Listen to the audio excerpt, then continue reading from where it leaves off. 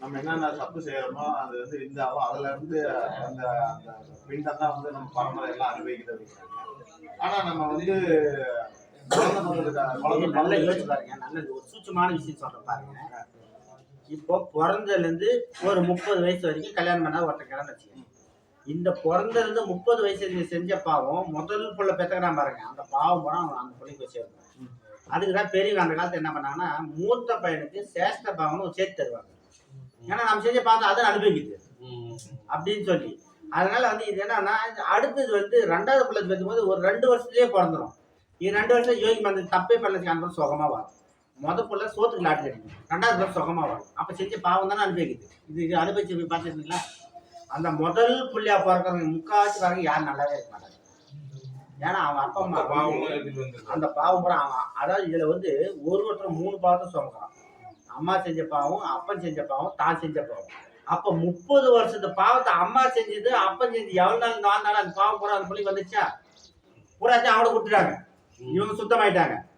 அடுத்தது இவங்க அந்த நல்லா யோசிச்சு பாருங்க. அந்த முதல்ல கல்யாணம் ஆன உடனே அந்த அந்த மன உளைச்சல், அந்த குழப்பம், ஒரு பதட்டம், அந்த பிள்ளைக்கு அது மாதிரி இருக்கு. ஏன்னா அந்த ஆனா 2வது பிள்ளைக்கு இவங்க கொஞ்சம் அண்டர்ஸ்டாண்டிங் ஆயிடுவாங்க. கணவன் மணி ஒரு இதான உடனே அந்த 2வது பிள்ளைக்கு வந்து அது தெளிவா இருக்கும்,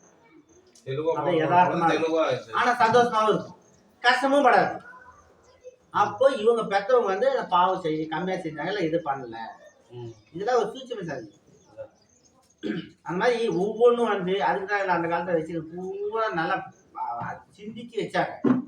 இப்பயா வாடா வாடா, வாடா வாடா அப்படி என்ன பத்தி யோசிச்சு பாருங்க. காலங்கள் வந்து அது மாதிரி பெத்த ஆயப்பன்னு யாரும் மதிக்காத அளவுக்கு அவங்க பண்றதா சாமி. இன்னைக்கு ஒரு கணவனை மனைவி மதிக்க மாட்டேன்றான், ஒரு மனைவிய புருஷன் மதிக்க மாட்டான்றான், பெத்தவங்கள புள்ள மதிக்க மாட்டேங்குது, புள்ளையே பெத்தவங்க மதிக்க மாட்டேங்குது, அக்கம் பக்கம் இவனை மதிக்க மாட்டேன், இவங்க அடுத்த அப்படி எங்க நடக்கும்? நல்லா யோசிச்சு பாருங்க. உங்க அக்கம் பக்கத்திலே பாருங்க. அப்புறம் எங்க என்ன பண்றது? அப்போ இவன் இதை அனுபவிக்கணும்னு வந்துக்கிறான். அது அப்படிதான் இருக்கு.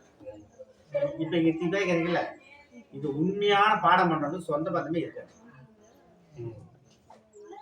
விட்டு விலகி நில்லு பாருங்க, அவங்களுக்கு சொந்த பந்தம் எக்கடினா இருக்கும். அவங்க எவ்வளவு அப்பா அம்மா நமக்கு இல்லையே, அவங்க எவ்வளவு புருஷன் அழகா இருந்து பொண்டாட்டி நல்லா இருந்து நமக்கு இல்லையே, அவங்க புள்ளி எவ்வளவு அழகா இருந்து நமக்கு இல்லையே, நாமக்கு எல்லாம் இல்லையே இல்லையே நினைப்போம். அவங்களா கீடு இங்கிருந்து தூரமா பார்க்கும்போது. அதான் சொன்னாங்க, கடவுள்கிட்ட நெருங்க எல்லாம் வேலைக்கு போயிடும், எல்லாம் வேலைக்கு தானாவே போயிடும். கடைசி சேர்த்து நீ மட்டும் தான் நிப்ப.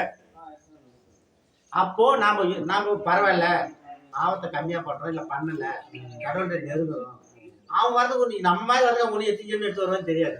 அவனும் வருவான், அவனுக்கு முன்னாடி அனுபவிச்சு வருவான் ஆடி கூடி. ஐயா சொன்னார்ல, நான் சுகமா இருக்கிறேன், நான் அடுத்த இதே மாதிரி வாழணும், இந்த புருஷன் நல்லா இருக்க பாருங்க, நான் அடுத்து இருந்து நான் புருஷனாவே வந்து கொண்டாடியே வரும்னு பேசிக்குவாங்க. ஆனா அவங்க தான் வரமாட்டாங்க.